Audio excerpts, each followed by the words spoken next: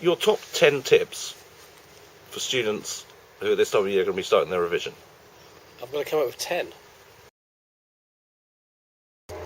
Prior preparation prevents piss poor performance. Right. Which, it's a lot of people go, ooh, you can't say that, but it's true. It's true. You have to prepare. What do I mean by preparation? Well, it's no good, and I think a lot of people hopefully realise this by now, just sort of staring at your textbook or module guide for days on end, hoping that some of the information is going to go in. So really, you should be revising from day one of the topic. That's probably a bit of a surprise and has possibly come a bit late for some of you. Make sure that you practice things under exam conditions, okay? Get old exam papers. Sit there and answer them. Answer them in 40 minutes, or however long you reckon to be doing a question in an exam. And mark it yourself. Look, cross-reference with your own notes, cross-reference with your module guide. What else can you judge it against? Have you been given model answers? Judge it against a model answer of a similar type. Next thing, get other people on your course, in your tutor group, to mark it for you. Okay? Swap, encourage them. Swap papers and see where, some of you have gone wrong, see where some of you have gone right. And it's very important because even though nowadays lectures are delivered, well, not even live anymore in some institutions, they're just purely filmed. You are still going to have to be taking exams the old-fashioned way, pen and paper. And okay, fair enough. Some of you've come out, you're in your first year, you've done A-levels, so it's not that big of a shock, to keep doing written examinations. But, you've maybe fallen out of the practice, get back into it. Get feedback. Get feedback from your tutors. Hopefully, when you go and ask for feedback from your tutors won't say, who the hell are you?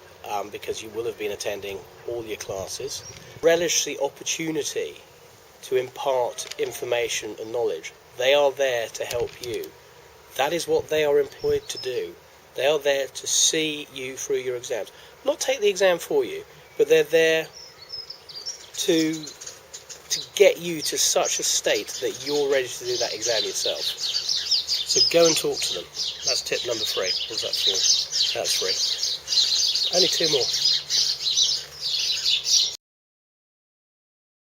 You have a problem question in a legal area. You may have been taught a different method. You may be used to doing things in a different method. But the way that I've always been taught is that you should identify the main issue at hand, support or define that issue, and then apply the law to what's going on in the scenario. What is this person wanting from me? What is this question asking me? What is it that I have got to show to the person who's written this question? And basically, if you identify the topics within the question, obviously, teacher, from my own point of view, if it's a crime exam, if someone's murdered, if the question's about murder, then you're pretty much going to be assured that there's someone dead at the end of the question. That will help identify that as a murder question in quite a lot of cases, or at least a homicide question. This sounds, a little trite, and it's not meant to be patronising, but some people will look at a murder question and just completely go off and talk about non-fatal offences against the person. hello, somebody's dead at the end of the question. It's not going to be non-fatal offences, is it? So, make sure you identify the question. Even if you have to read the question and reread the question, what's going on? Yeah, so identify the question, identify the issues within the question. Support those issues. Imagine that the person who is going to be marking the exam knows nothing about this. You have to tell them with, your definition, through your legal knowledge, of what this whole question is about, what it is that you're being asked. You have to state, this is what I'm expected to find out. I need to find out if somebody's liable for somebody's death. I need to find out if somebody's liable for theft. I want to find out whether European Union law truly is supreme within the United Kingdom, or I want to, show this person, I want to demonstrate to this person I know about trademark infringement. So you need to identify the question, you need to identify the particular issues within that question, and you need to start supporting it. If it's about trademark law, where did trademark law come from? What's the current trademark legislation? Is that influenced by Europe at all? What information can you put down in there? But, for God's sake, don't waffle. Concise. Concise doesn't mean don't give any information. It just means give that information, but in as sharp and punchy a way as possible so that you get the information across. So that's the supporting. You're telling the story, you're telling the definition of how that law or that act or that law on murder or, what the rules on the law of murder are. You're explaining how that came into being. Then you've finally got to actually take that explanation, graft it onto what's going on in the scenario within your question, and decide whether Bob is liable for murder. Will he perhaps get off with a manslaughter charge? Is Bob going to be liable for theft? Has Bob got a case against the European Union? Or has Bob infringed somebody's patent? So say as a student this time of year, I've done none of those fantastic things you've suggested, and I now find myself with a big pile of books in front of me, and which looks very Haven't scary. you been listening?